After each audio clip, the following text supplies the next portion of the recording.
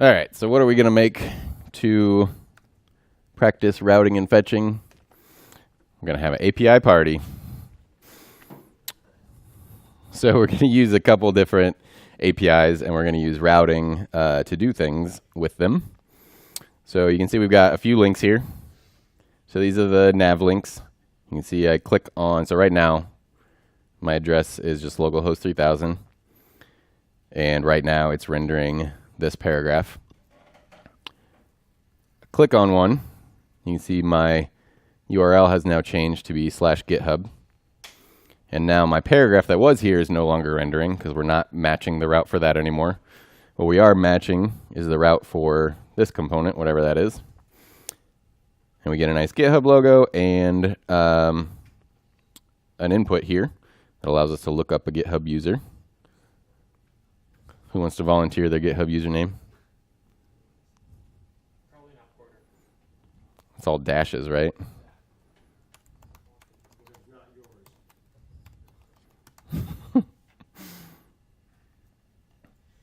Oh, there he is.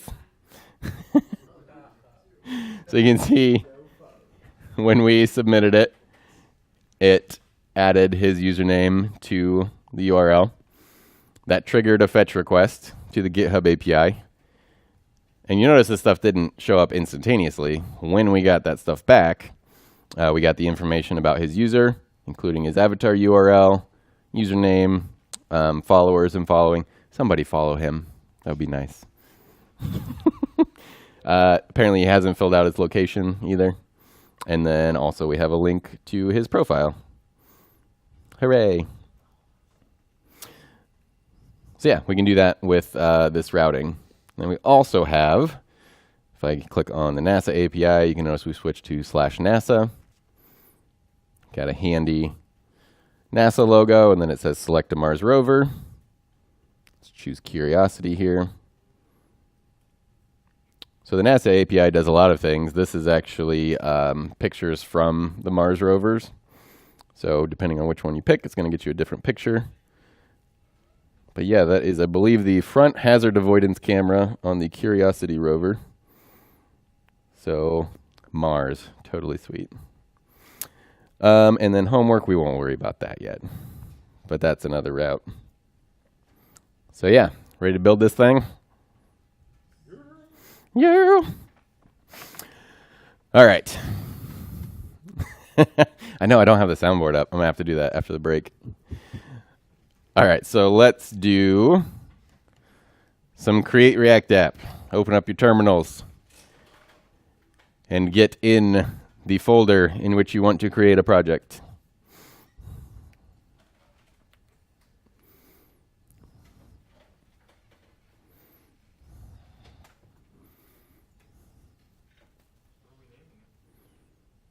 Don't worry about that yet. Just get in the folder.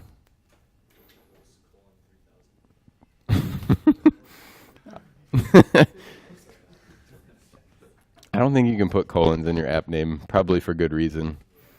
It might be confusing for it to have localhost 3000 / localhost 3000. Right. All right, how do we make a new React app? Create React app. And then the name of your app, which I'm going to call API Party. You can call it whatever you want. Although in general, I would say use the name so you don't get confused later on.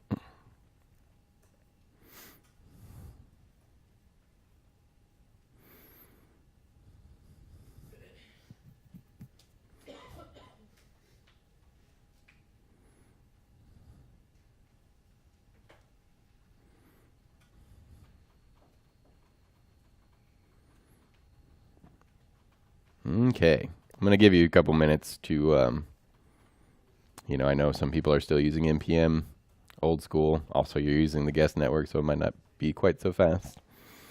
But while we're waiting for that, let's go to GitHub and make a repository for it.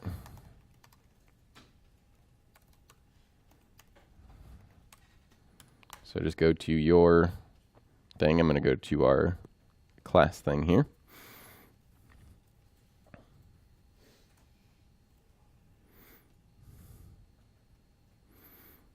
hit the plus button to create new repository. And we're just going to give it nice. Move it up in the world.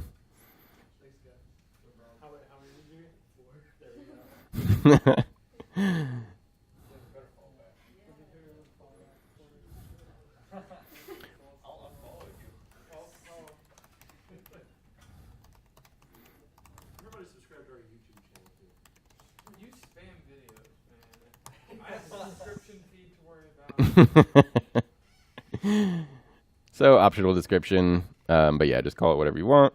Probably the same name as whatever you called it in Create React App, and then create repository. That's as far as we're going to go with this for now. What we need to do next, did everybody's install with Create React App finish? Happy hacking. All right, so make sure, this part is important, make sure you change directory into the directory you just created with Create React App. Doesn't pay attention to this part this time. Be in the right directory to do this time. Yeah. It's a mistake you usually make when you're starting out and you're not used to Git, is you make a Git repository somewhere you didn't mean to because you didn't change the directory first. So like in the first session, somebody made a repository at their user level. So it was trying to put their entire user folder onto GitHub. Wow. Well, and then at least they were smart enough to realize that they didn't want to put those things there. So instead they started deleting the things, thinking they were just removing them from the Git history, but they were actually deleting things off their computer. Anyway, so point is, change into the directory before you do Git init. So now we need to make this into a Git repository. So we're going to run Git init. And that's nice and quick. Initialize empty Git repository. Now you can see if we do a Git status, it sees all our stuff that was generated by Create React App. So we want to do a git add dot to add all that stuff. And then we can do a commit that says initial commit.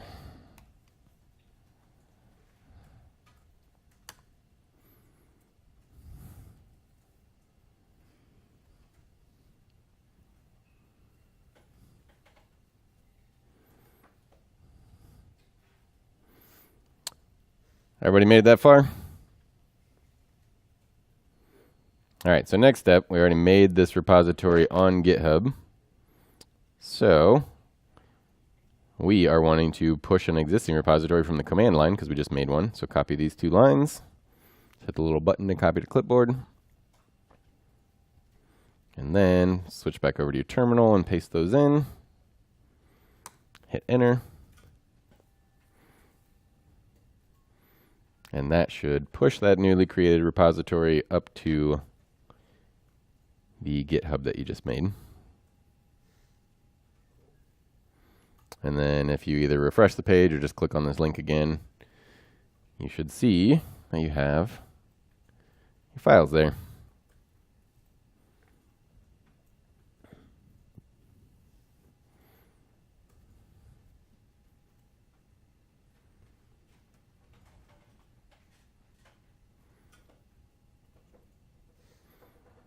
Everybody good? Anybody not make it that far yet? Roy? Davey, can you help Roy out?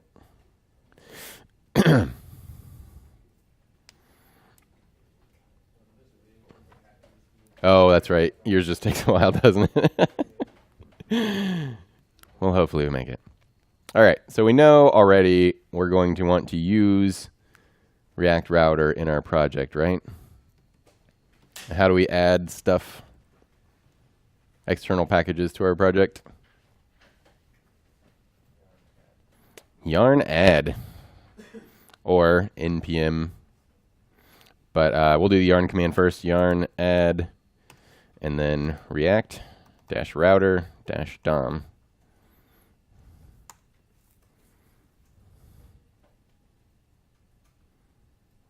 if you are using npm, and it's npm install -- save react router dom.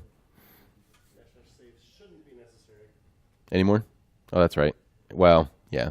I guess we'll run it this way just to make sure if you're not on the newest version of npm. The very newest version of npm, depending on when you followed your setup instructions, if you have the newest version, you don't need the -- save. It won't hurt anything to add it. So I'll just leave that on there. But if you're on an older version, you had to say -- save for it to actually save it to your package.json. If you ran yarn, you do not need to run this command. Again, I don't think it would hurt anything because it's just going to... It'll create a package that unlock. Yeah, but other than that... Is updating yarn or npm, does that influence like other things that you've made, like other projects you've made, or Next time you run npm install them, it will. Yeah. I mean, the difference... So the newest version, I mean, would it make them run differently? Not really. would it break anything if I wanted to just update the latest? Usually, no. I hate to make a blanket statement, but since all it's responsible for is getting the packages for you that you specify, it shouldn't. But for instance, like the newest version of npm made a lot of changes to be more like yarn because everybody was starting to use yarn instead. So like yarn has this yarn.lock file, which specifies your dependencies very specifically. So npm now does something like that as well. So yeah, some things would change, and like in the fact that it would now generate that file for you. But as far as your project working or not working, it shouldn't have an effect on it. Right. No need to be afraid of upgrading your package installer. Now, so a lot of times what you run into is you work on an application over time. New versions of packages or frameworks that you're using will come out.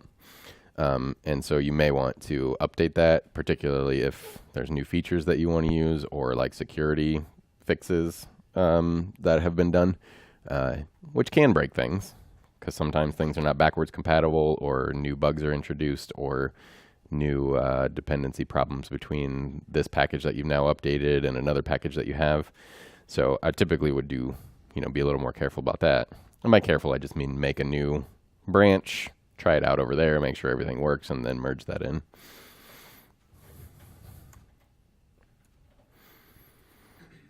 All right, so we did that install. Let's go ahead and open this up in VS Code.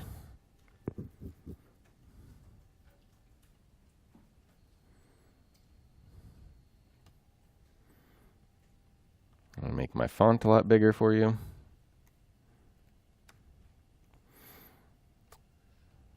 So you will notice in our package JSON now, we also have this React Router DOM in here now. So that was what the yarn add or npm install did for us. It added it to our dependencies list. The other stuff was already in here just from create React app. And then, now that we have the package, so the easiest way to use the router is just wrap our whole app with it, right? So, does anybody remember which file that's in? Yeah, so our one call to React Router DOM to actually render our app is in index.js here. So go ahead and open that up. And we're going to need to import the router package. So let's just do that here.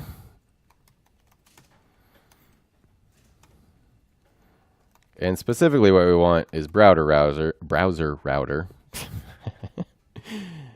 And that's a long name. So we're going to use the thing that you can do with imports and say as router. So the actual name is browser router. We're importing that, but saying in our file, we're just going to refer to it as router from React Router DOM.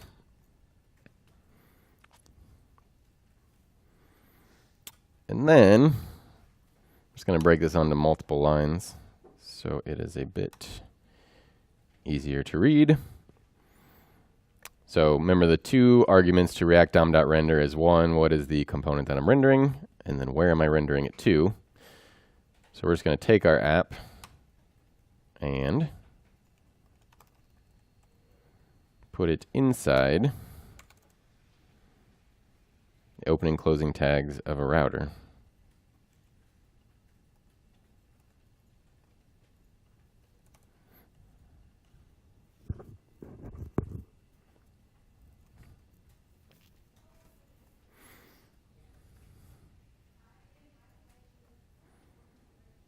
So easy enough, right? I'm going to try to do commits pretty often. Also, don't do this part, but I'm going to make a branch specifically for the morning class. And go ahead and add the changes that we just made. Add React router.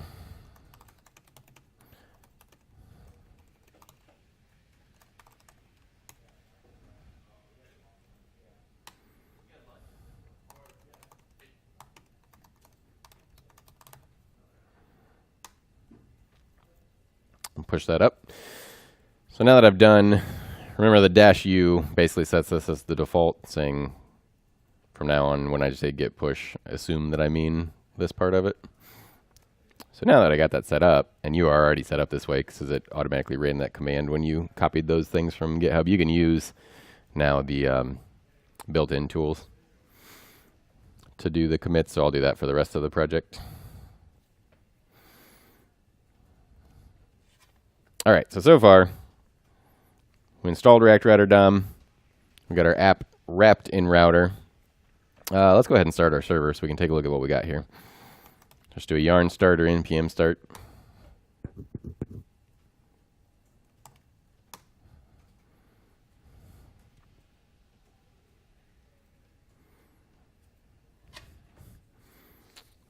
And hopefully, what you see is this, which is just the standard thing that you get when you do a create React app. The difference is, if we looked at our React console, you'll see that now our root level component is the browser router with the router in there, and then our app is inside of that now. And you can also see on the router, it's got these additional props in state.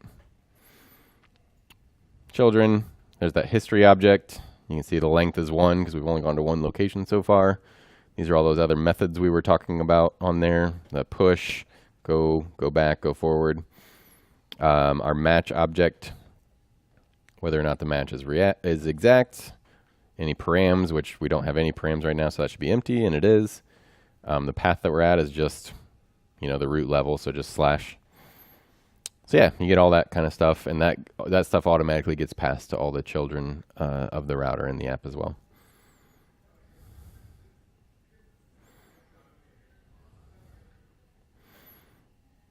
All right.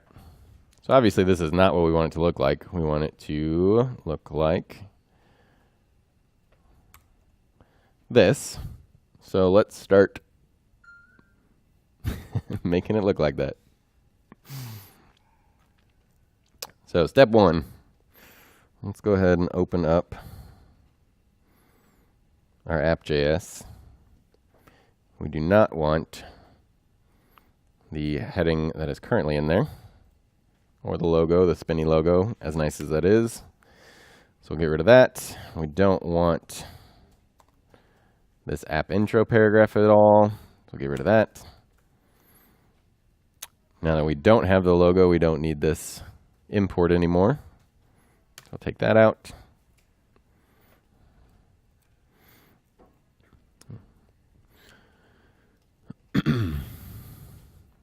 And then what we do want is our headline, which let's put another div in here because our header is going to be a bit more complicated. Let's give it a class name of app headings. In there, we'll do an not an H2, H3.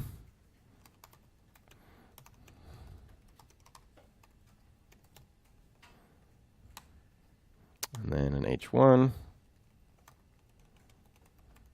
Because ain't no party like an API party.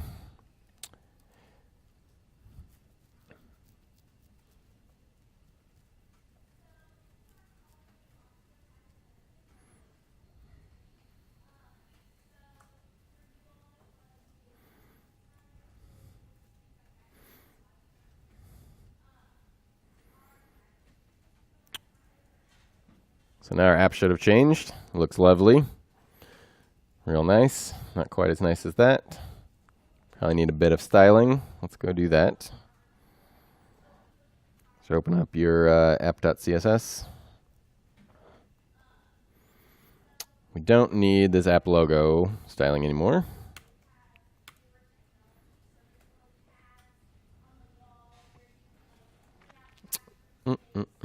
Let's see.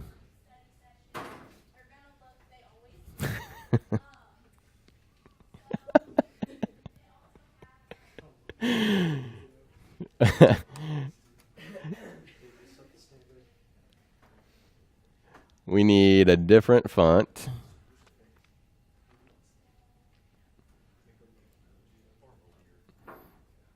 Oh, let's see. I need a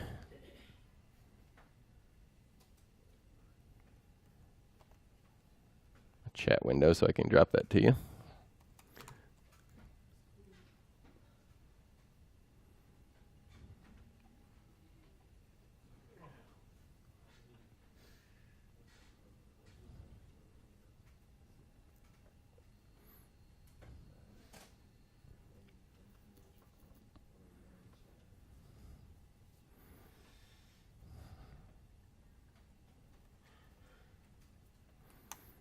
All right, there is the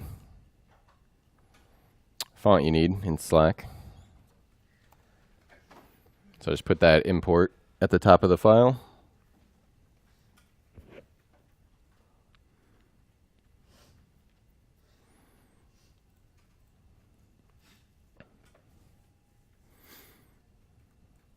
We want that app to apply to the whole app, so just in our .app class rules.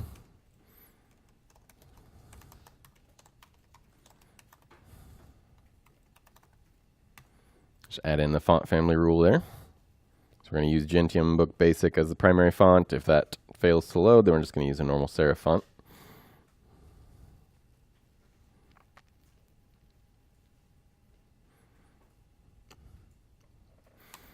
We're going to add a rule also for our H1.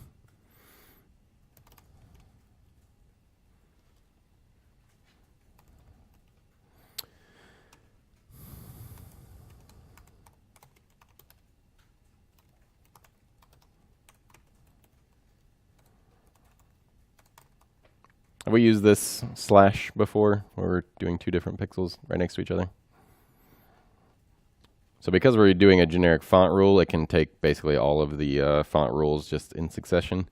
So this first one is the actual size of the font, so the font itself will be 60 pixels. The second is the line height. And then followed immediately by the fonts that we're using. So Alpha Slab 1, if that doesn't work, cursive. If that doesn't work, sans serif. And then we're also going to do a text transform and make it all uppercase automatically.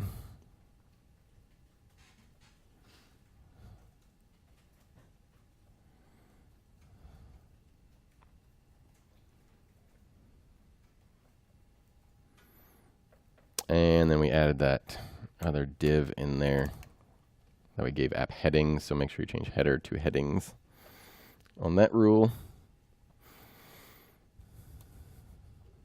And I think pretty good, pretty good. What are we missing? Oh, yeah. We need also style our H3s.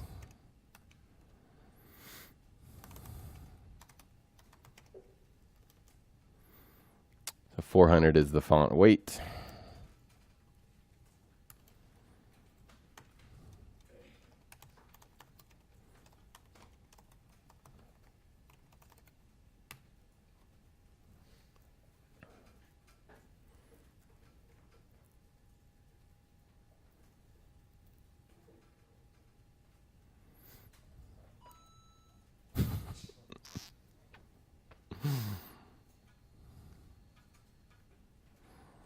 There we go. That looks nice. So it should now look very much like our finished product here. Doing good so far. I'm going to go ahead and do a commit there. Add header content and style it.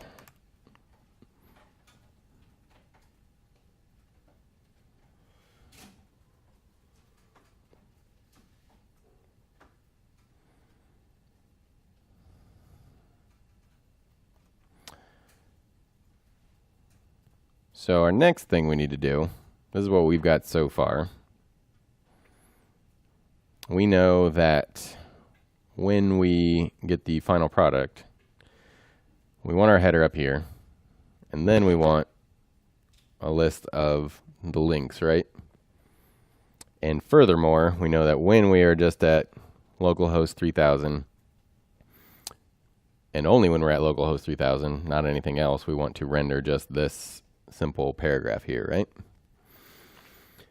So basically we got a lot of different options for our routes. We've got a route when we do /GitHub, when we do /NASA, when we do /homework, and then also we have a default route which is going to render this. So can you think of any sort of thing that you use in most programming languages have something like this, where if you have to choose between a bunch of options? Like a switch? Yeah. So the nice thing is React Router has something called a switch for just such applications. So let's do an import here. So we are going to need both a route component and also switch component from React Router DOM.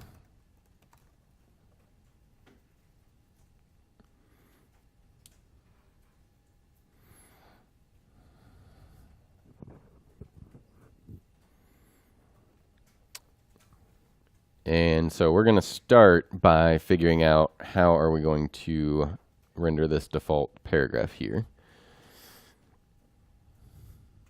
So we know we're going to use the switch, and that's going to be below our app header, but still inside of the main app div. So right below here, we can put in our switch.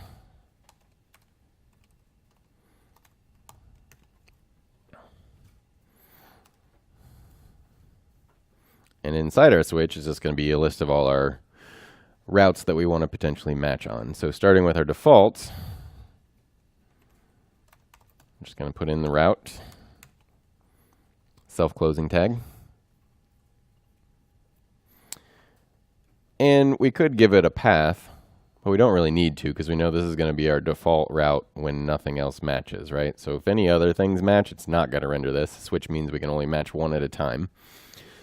And so since this is our default, that's going to render if none of the other things match. We don't really need to give it a path. We'll just leave it off. And we're just going to go straight to the render and tell it what we want it to render. And what we actually want it to render is that paragraph tag that says to get started, click one of the links above. So we give it an anonymous function and make that function return some JSX.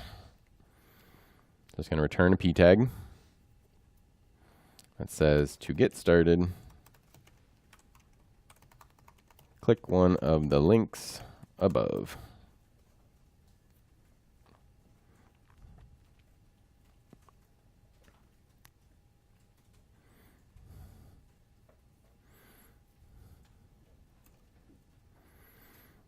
So again, we got our switch, meaning we can match one of the routes that is inside the switch. And then we just say, for the default route, just render this p tag. So theoretically, there we go. It now says our p tag there. We don't have any other routes that we could match, so it'll just stay there no matter what right now. And do a quick commit on that one. Add switch and default route.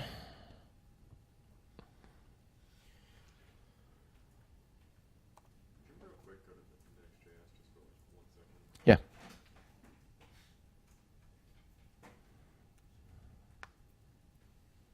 you have a question about something in there? Okay.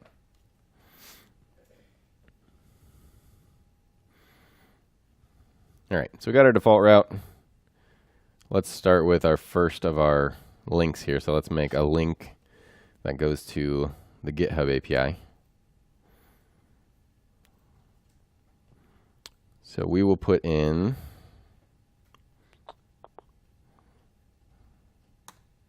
up here. Let's put in a UL. Just going to use an unordered list for our links there. And give it a class name of navlinks so we can style it.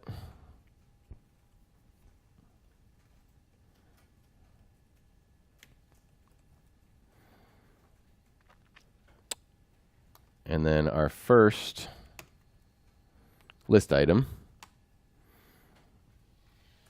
Should we use link or navlinks? Why navlink? Because in your final project, you have like when something's clicked, whatever current page you're on had like a different like highlighted text. Yeah. So it was active. So you Exactly. So navlinks, in addition to linking to somewhere, also know when they are the active link. So since we want to have a way to show the user what, oh, before we use it, what do we need to do? We're going to use a component. Import it, yeah. So import your navlink.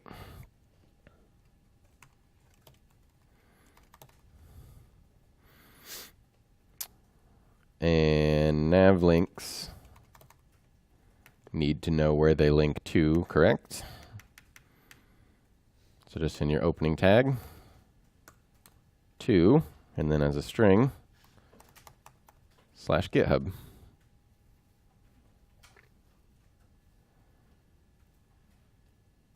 And then in between the two tags, we want to go to the GitHub API. So this is the part that actually renders on the screen.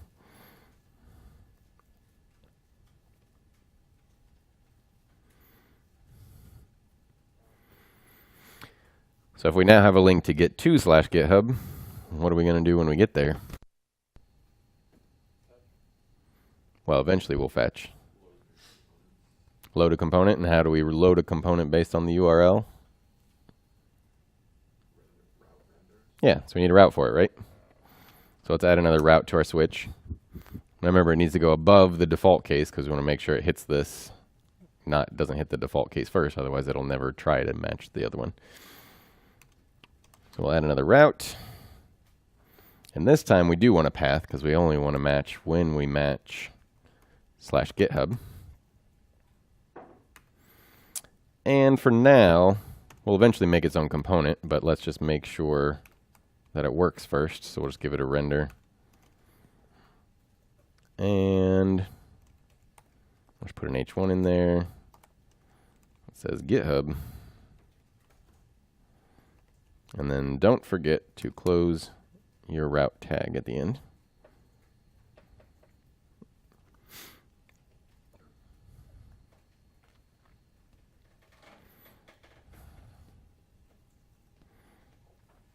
So now we got two routes. We got one that just matches whenever it doesn't match something else. That tells us how to get started. We have a link that goes to /GitHub, and then we have a route that matches when it's /GitHub and should render an H1. And when that H1 is rendered, it means it's matched this route, meaning it doesn't try to match this route. So this should go away, and this one should show up. We'll save that. Go here. We have our link, which looks horrible. It has this dot way off to the side, but the point is it exists. And when we click on it, we get our H1 that says GitHub. Rock on.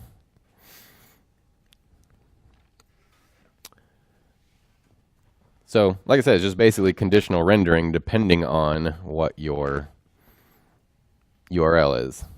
So now that we've matched /GitHub, we have a route for that. It's going to match that, and it knows when I match that. I'm going to render that H1 that says GitHub. Which, as we noticed, this looks horrible, so let's style that a little bit.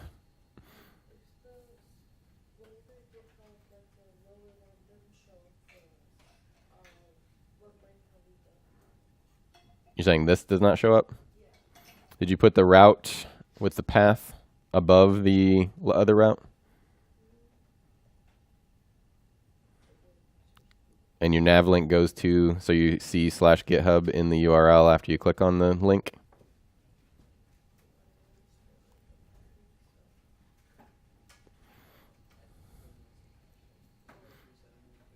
I'm going to do a quick commit on this. Add link to GitHub. And a route for it. So, is that already there? When you load the page?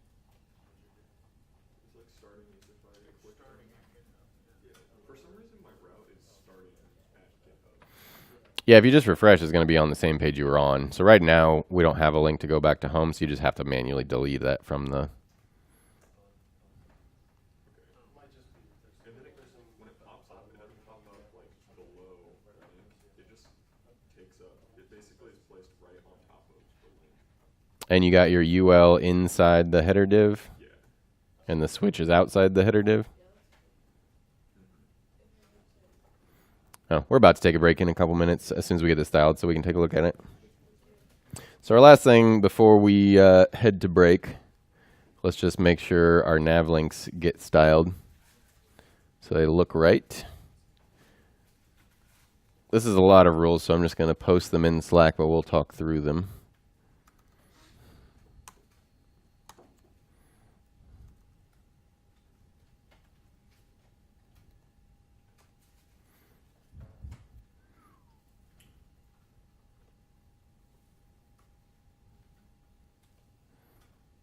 So just add those rules to app.css. Oh, you can also get rid of this app logo spin keyframes in the app intro because those don't exist anymore. Sorry, we should have taken those out earlier. They don't hurt anything because they don't match anything, but you also probably shouldn't keep around rules that don't apply anymore.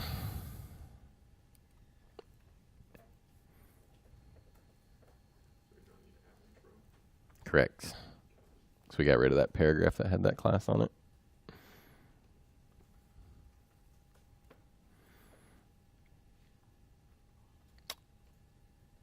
So, what do all these rules do? So .nav links matches our UL with that class on it. We tell it list style none, so that gets rid of the bullet next to the list items. We give it no padding on the left side, so you notice how it was kind of offset a little bit. It's because it had left side padding instead of being exactly center. We make our LIs that are inside of the nav links UL inline block, meaning they still have a width, but they can now appear next to each other, not just on top of each other. We change the links to blue, give them text decoration none so they're not underlined, make them a bit bigger, 25 pixels. And then this is the part that using the actual nav link instead of the link does. So we said when the route matches a particular nav link, then it puts this .active, the class on there. And so when we have the .active, we're changing it to look orange. And then also when it's active and we hover over it, we lighten that up a little bit so it's like a orangey yellow.